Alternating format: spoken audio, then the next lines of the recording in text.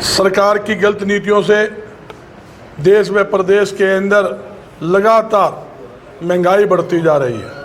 आज हर खाद्य वस्तुएं, जरूरत का सामान महंगा हो चुका है और निकम्मी सरकार ने पेट्रोल डीजल के 3 बार रेट बढ़ाकर जनता पर आर्थिक बोझ डालने का काम किया है। यहाँ तक कि बच्चा सिलेंडर 5 किलो का 261 रुपये बढ़ा दिए और जहाँ कॉमर्शियल सिलेंडर जो होटल, ढाबे वाले, रेडी वाले, चाय वाले, खोखे वाले, रेस्टोरेंट वाले यूज करते हैं 993 रुपये उसके ऊपर बढ़ा दिए। यहाँ तक कि पेट्रोल डीजल के रेट बढ़ने से यहाँ यातायात जो है महंगा हो गया है। हर जो चीज़ें हैं वो महंगी होती जा रही है और यहाँ तक कि सरकार की गलत नीतियों से लगातार देश और प्रदेश के अंदर बेरोजगारी फैल रही है। हरियाणा के अंदर व्यापार व उद्योग सरकार की गलत नीतियों से पिछड़ता जा रहा है। यहाँ तक कि 60% छोटे व मध्यम उद्योग हरियाणा के अंदर बंद हुए हैं। इतना ही नहीं, जो पानीपत टेक्सटाइल हब है हमारा और बहादुरगढ़ के अंदर फुटवेयर की इंडस्ट्रीज है और प्लाईबोर्ड का हब जो बनाया हुआ है यमुनानगर के अंदर, वहाँ भी अनेकों उद्योग बंद हो चुके हैं। सरकार को चाहिए व्यापार व उद्योग को बढ़ावा देने के लिए कारगर कदम उठाए। यहाँ तक कि व्यापार कम होने के कारण, उद्योग ठप होने के कारण लाखों युवा देश के अंदर, प्रदेश के अंदर बेरोजगार हुए हैं। यहाँ तक कि आप देखो, ये पेपर लीक सरकार है, 36 पेपर हरियाणा के अंदर लीक। दूसरा आपके सामने है नीट का पेपर लीक होने से 24 लाख युवा सड़क के ऊपर है। आपके सामने है, आम नागरिक लगा लो, आम युवा लगा लो, आज पूरी तरह से सरकार से खपाया, आम जनता खपाया। और सरकार ने जो महंगाई बढ़ाई है, बेरोजगारी बढ़ाई है और ये पेपर लीक जो बेचने का काम किया है, इससे आम जनता में सरकार के प्रति बड़ी भारी नाराजगी है। और इस सरकार ने एक घोषणा और करी थी, हरियाणा के अंदर टेक्सटाइल हब बनाएंगे।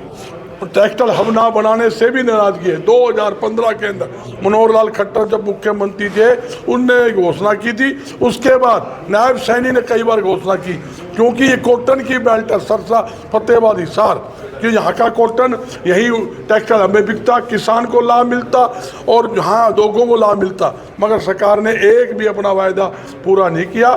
सरकार एक सिर्फ घोषणा की, जुमले की और झूठे वायदों की ये सरकार है। प्रधान जी, बैंकों में कैश का फ्लो काफ़ी कम है, इसको आप किस रूप में देखते हैं? कैश नहीं मिल पा रहा लोगों को, पता ये चला कि ऊपर से कैश नहीं भेजा जा रहा बैंकों में। देखिए, देश के अंदर आर्थिक स्थिति बहुत ज़्यादा खराब है, थोड़ी खराब नहीं।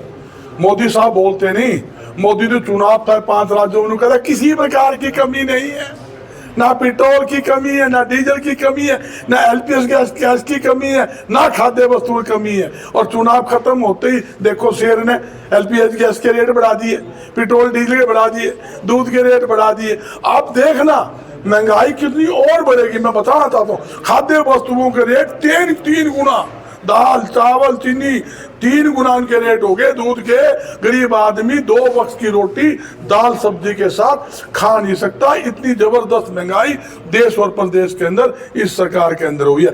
आप देखो, बेरोजगारी 2 करोड़ से ज्यादा युवा कॉकरोच के नाम के ऊपर एक पार्टी बनाकर सड़कों पे आए हैं। इसका मतलब क्या हुआ? सरकार के प्रति कितनी भारी नाराजगी। और ये युवा, अगर युवा पूरी तरह सड़कों पे आ गए तो तख्ता बदलते भी देर नहीं लगेंगे। जिनको जो कॉकरोच कहा गया था ना, वही आज मोदी की सिर का दर्द बने हुए हैं। पूरी भाजपा सरकार हिली हुई है, उनके ट्विटर बंद कर रही है, कभी कुछ बंद कर रही है। क्यों? खतरा। एक व्यक्ति अमेरिका में बैठा, विदेश में बैठा, सिर्फ उस 2 करोड़ से ज्यादा आदमी को जोड़ लेता है, तो इसका मतलब समझिए कहीं ना कहीं सरकार के प्रति बड़ी भारी नाराजगी है, मोदी के प्रति बड़ी भारी नाराजगी है।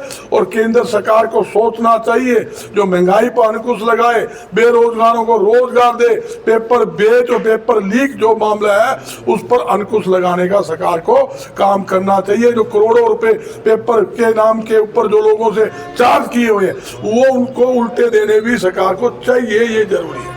राजा आपने कहा कि कॉकरोच पार्टी की बात की है, तो विपक्ष से तो नाराजगी है और विपक्ष पर विश्वास नहीं है, तो क्या कांग्रेस और सारी पार्टियों पे नाराजगी भी कॉकरोच के रूप में निकल के आ रही है? देखो, कॉकरोच जो है वो एक विचारधारा है।